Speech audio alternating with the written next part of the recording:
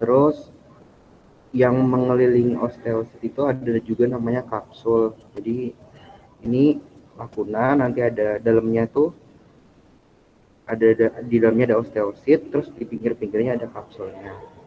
Lalu ada kanalikuli. Kanalikuli itu yang menghubungkan satu satu lakuna dengan lakuna yang di depannya. Jadi kayak yang menghubungkan ini loh, yang kayak ini satu garis lurus.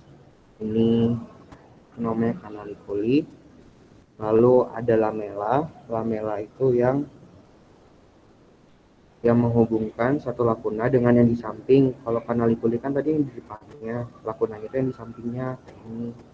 Ini ke sini tuh ada yang menghubungkannya, itu namanya lamela.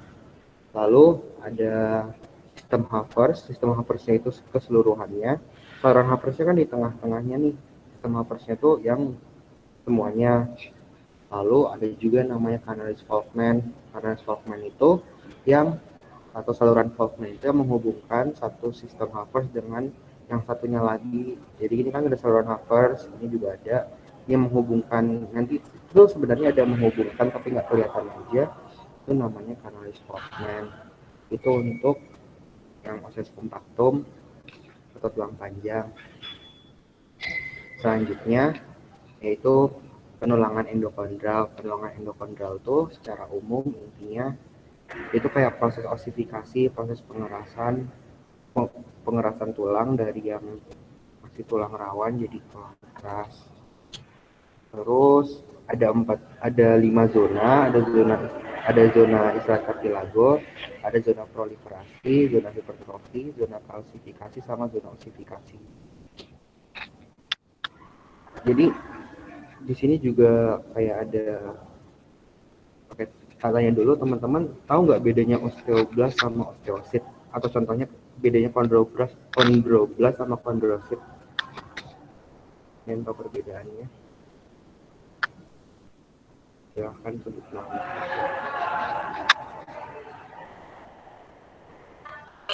Saya Boleh?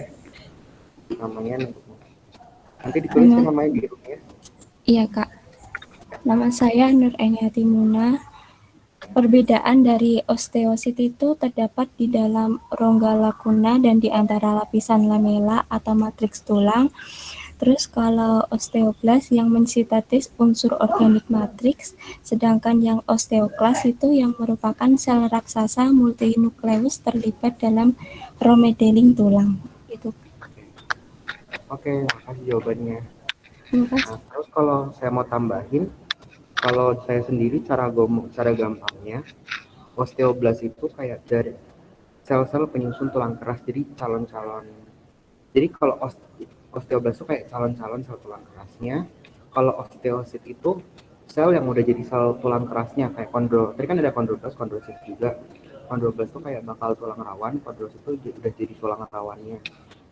Nanti kalau mungkin ada yang bisa ditambahkan sama kalian bahasnya. Jadi itu sih kalau untuk preparat yang ini, lebihnya ada 5 zona, pokoknya ini cuma 5 zona. Lalu lebih ke proses osifikasi dari zona masih kartilagonya, masih tulang rawan, terus dia mulai membelah, nanti digantikan oleh tulang-tulang yang berbentuk seperti spon, lalu mulai terkalsifikasi, lalu menjadi mengeras, menjadi osifikasi. Begitu, ada yang mau ditanyakan?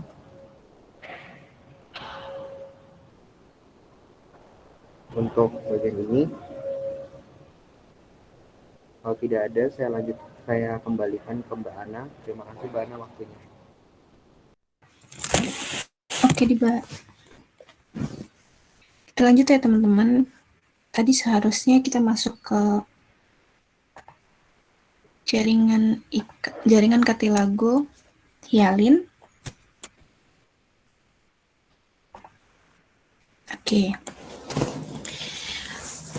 Jaringan kartilago hialin harusnya tadi setelah yang Mbak Cucu paparkan ya. Jadi di kartilago hialin itu komponennya hampir sama seperti yang Mbak Cucu jelaskan. Dia terdapat perikondrium, kemudian ada lakuna juga, terus ada kondrosit, kondroblast, kayak gitu. Oke, kalau misalnya secara ilustrasi, perikondrium itu seperti ini.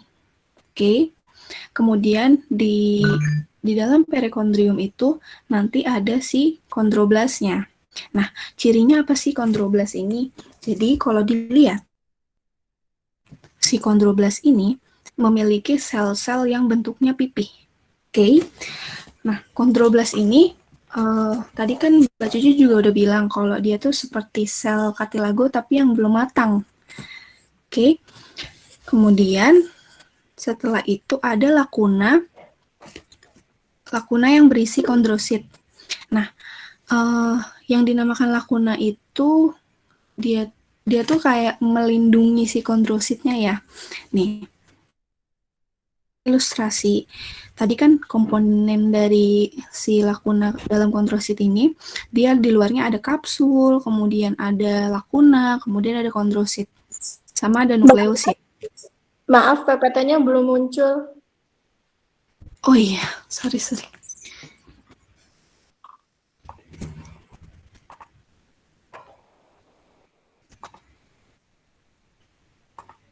Oke. Sudah? Sudah, Mbak. Oke. Masuk ya. Nih, tadi yang aku bilang perikondrium. Jadi, perikondrium itu dia di dalamnya terdapat sel-sel kondroblas. Nah, sel-sel kondroblas ini kalau dilihat, dia itu memiliki sel-sel yang berbentuknya tuh pipih. Berbeda sama si kondrosit ya.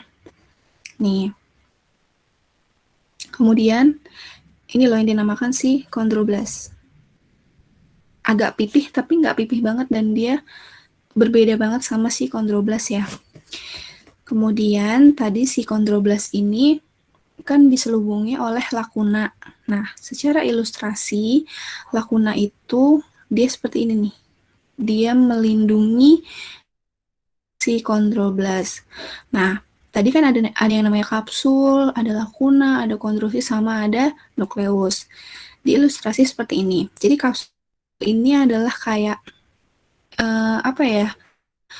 Kayak pelindungnya luar. Nih, yang garis ini adalah kapsulnya. Kemudian setelah kapsul, lapisan setelah kapsul itu adalah si lakunanya. Oke, setelah lakuna baru si kondrositnya nih. Yang bulat ini adalah kondrosit. Nah, kondrositnya pasti ada inti selnya atau nukleusnya, karena setiap sel itu memiliki komponen, ada inti sel, ada sitoplasma, ada membran plasma gitu ya. Masih ingat di pertemuan pertama? Nah, sama kayak si kondrosit ini. Dia juga, si kapsul ini sebagai pelindung kayak membran plasmanya, kemudian lakuna itu sebagai sitoplasmanya nih. Kemudian ada kondrosit, ada nukleus. Oke, setelah itu kalau memang sudah digambarkan secara ilustrasi, kita masuk ke preparat aslinya. Nah, cartilago hyalin ini kita ambil dari organ trakea. Teman-teman tahu kan organ trakea? Jadi ada trakea, ada esofagus, berbeda ya. Nah, cartilago hyalin ini diambil dari organ trakea. Kemudian kita bahas dari perikondrium. Nah, perikondrium itu adalah selubung jaringan ikat padat ya, yang mengelilingi tulang rawan. Kemudian dari perikondrium ini dia memiliki si kondroblas. Oke, kondroblas ini dia kan tadi sel yang belum matang, atau dia dari mesenkim ya. Kemudian nomor 1 ini segini adalah perikondrium. Kemudian yang kedua ini adalah kondroblas. Tadi aku udah bilang kalau si sel kondroblas itu memiliki ciri yang bentuknya itu lebih pipih. Ya, ini adalah sel-sel kondroblas. Oke, nanti ini dulu.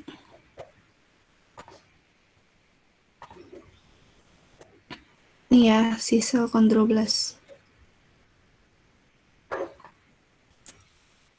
Lebih jelas ya dibanding yang preparat sebelumnya.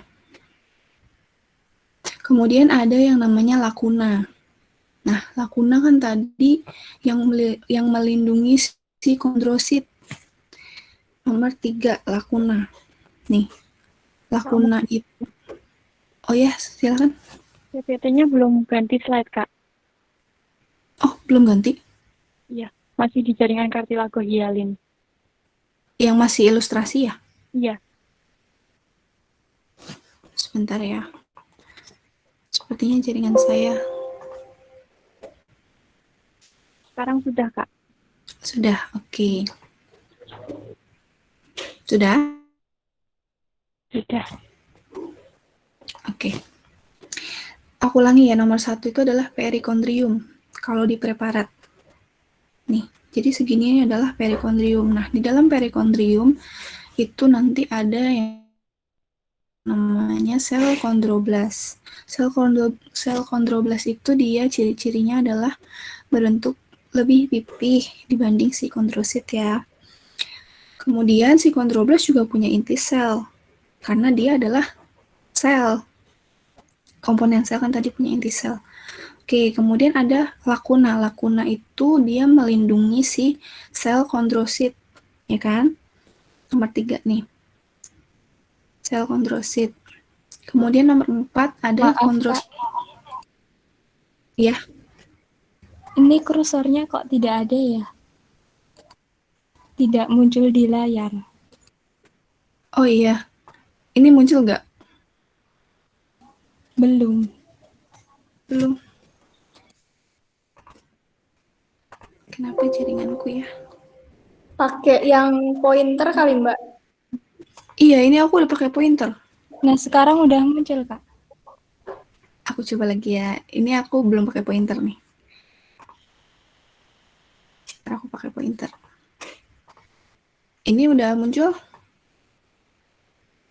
Belum. Belum.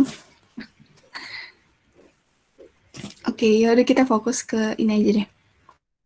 Udah aku tanda-tandain nih. Sama nomor-nomornya. Ini beneran gak muncul ya pointernya? Enggak, Kak.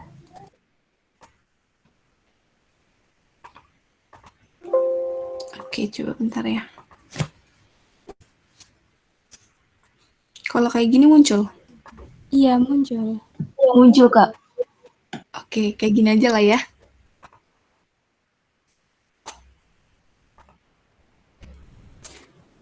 Kayak gini aja ya. Biar muncul. Lanjut ke apa mau diulangin? Boleh, Kak, diulang. Oke, diulang. Jadi nomor 1 ini adalah perikondrium. Nah, di lapisan perikondrium itu pasti ada si kondroblas.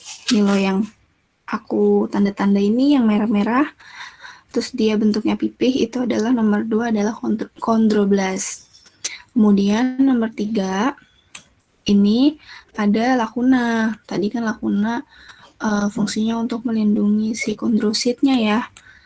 Terus di ilustrasi juga sudah dilihatkan kalau secara dekat itu lakuna seperti apa. Oke, nomor 3 adalah lakuna. Kemudian nomor 4 adalah kondrositnya. Sebenarnya kalau mau ditandain dalam satu kondrosit juga nggak apa-apa sih. Jadi kondrositnya itu, jadi gini, lapisan itu udah yang pertama, yang paling luar itu kapsul. Yang paling luar kapsul, kemudian lakuna, kemudian kondrosit, baru inti sel.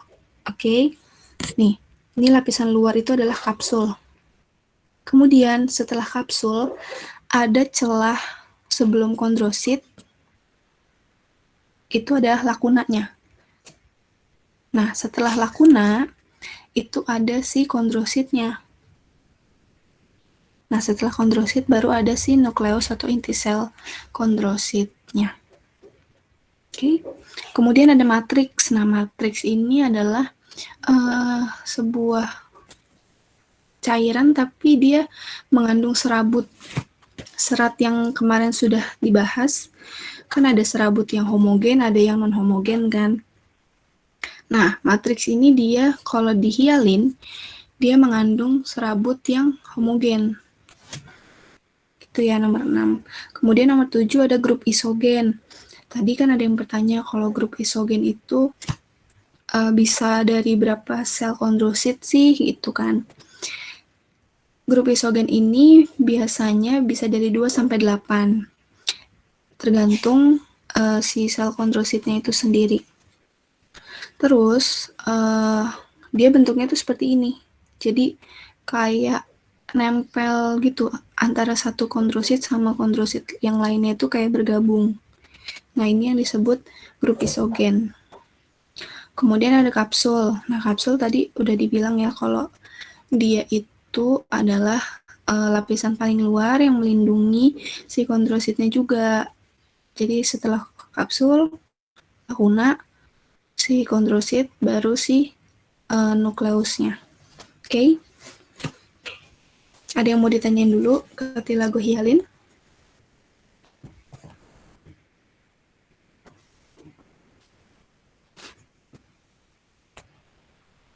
Gimana teman-teman?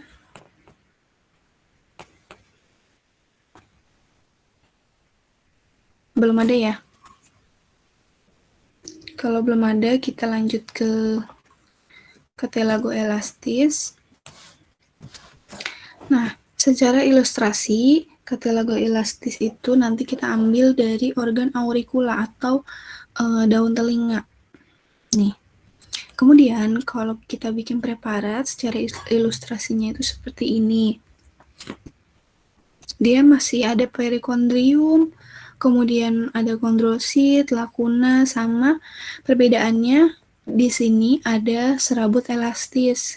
Makanya kenapa daun telinga itu dia bersifat elastis atau kembali seperti semula pada bentuknya ya. Jadi nggak kalau dipegang kaku gitu. Enggak, karena di sini mengandung banyak serabut elastin. Oke. Ini pointer aku muncul? Muncul, Mbak. Oke. Coba ini ya. Slide share juga. Kalau sekarang muncul nggak? Enggak, Mbak. Enggak. Oke deh. Kita bahas dari nomor 1 ada lapisan perikondrium. Nah, lapisan perikondrium kalau di daun telinga itu seperti ini. Pokoknya kalau lapisan perikondrium itu dia istilahnya ada di paling luar ya. Paling luar atau paling atas ya kalau di sini. Kemudian di lapisan perikondrium ini dia mengandung si kondroblas. Jadi kondroblas masih ada nih di kartilagoelastis. Kemudian dilihat bahwa kondroblas ini loh yang nomor 2 atau yang di sini ini masih kondroblas nih. Oke, nih ini masih kondroblas. Kemudian ada grup isogen. Nah, grup isogen di sini terlihat ya. Jadi antara satu kondrosit sama kondrositnya yang lain itu menyatu. Itu yang disebut grup isogen. Kemudian nomor 4 ada serabut elastin atau serat elastin. Ini loh yang panjang warna ungu-ungu ini itu adalah serabut elastinnya. Makanya kenapa daun telinga itu bersifat elastis. Karena dia mengandung banyak banget serabut elastin. Jadi kalau diberi pewarnaan, dia akan terlihat serabut elastinnya itu warnanya kayak gini. Kemudian nomor 5 itu ada kondrositnya. Nih kondrositnya. Kemudian nomor 6 itu ada kapsulnya. Sama ya seperti tadi. Antara kapsul, lakuna, kondrosit, inti sel kondrosit, sama matriks itu sama seperti yang sebelumnya. Yang di sini yang membedakan adalah serabut elastinnya. Kemudian nomor 6 itu ada kapsul, nomor 7 itu ada lakuna. Oke, lakuna. Kemudian nomor 8 itu ada matriksnya. Jadi kalau di sini matriksnya nggak begitu kelihatan ya, cuma kalau matriks itu dia sifatnya warnanya itu bening. Dia bersifat berwarna bening. Jadi di sela-sela serabut elastin ini ada si matriks. bayangannya gini, kalau matriks itu kayak air lah ya. Kayak ada komponen-komponen di dalam air. Nah, airnya kan nggak begitu kelihatan nih, karena dia bening kan. Nah, itulah matriks. Gitu. Gitu teman-teman. Ada yang mau ditanyakan dulu? Cartilago elastis atau yang hialin tadi?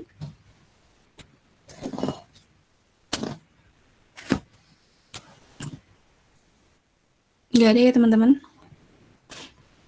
Nah, kalau yang cartilago hialin ini, teman-teman ada yang tahu nggak ini pakai pewarnaan apa?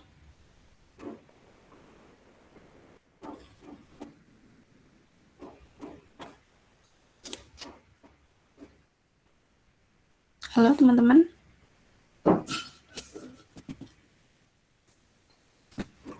Hematoksilin eosin Kak. Oke, benar. Dia pakai hematoksilin eosin. Terus kalau yang elastis, ada yang tahu nggak ini pakai pewarnaan apa?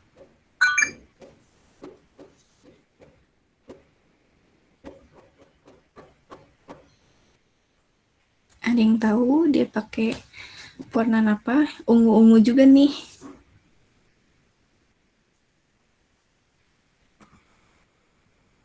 Dia juga pakai hematoksilin eosin ya. Nah, yang berbeda itu di sini nih.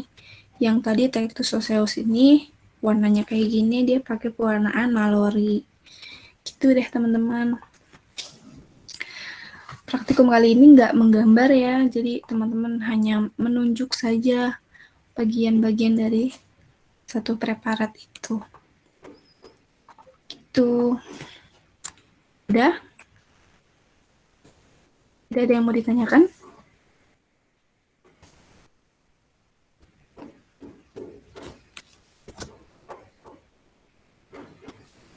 Kalau sudah tidak ada yang ditanyakan, kita ke post test ya.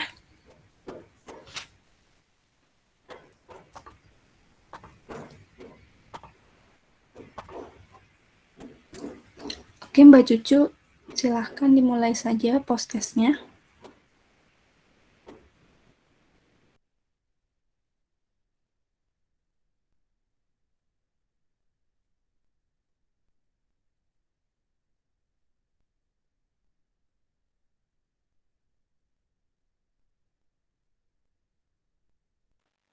Iya, Mbak. Sebentar.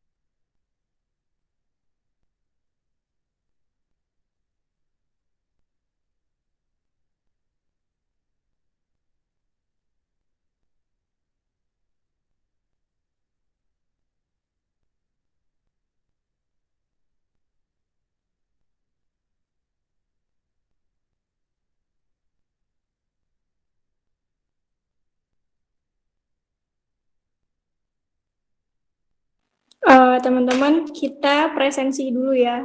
10 menit. Linknya di room chat. Silahkan. Baik, Kak.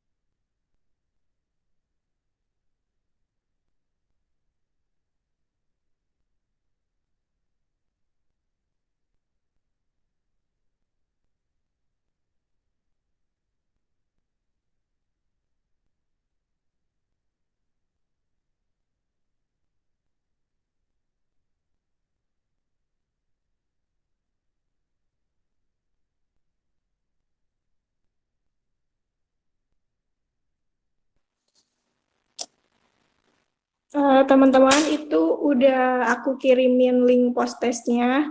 Bisa dikerjain 10 menit. Ngerjainnya pakai email UAD ya. Kalau masih nggak bisa, nanti bilang aja.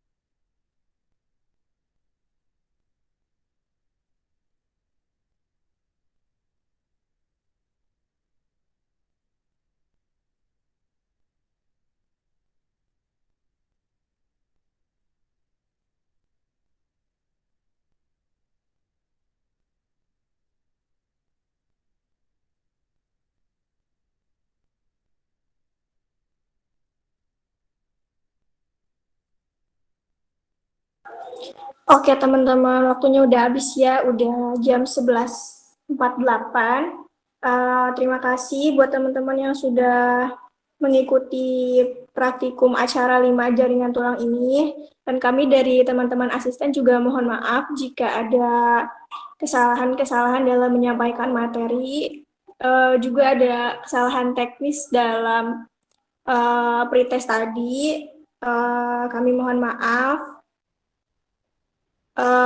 Kemudian bisa kita tutup praktikum kali ini. Wassalamualaikum warahmatullahi wabarakatuh. Waalaikumsalam warahmatullahi wabarakatuh. Terima kasih, Kak. Terima kasih, Kak. Ya, sama-sama.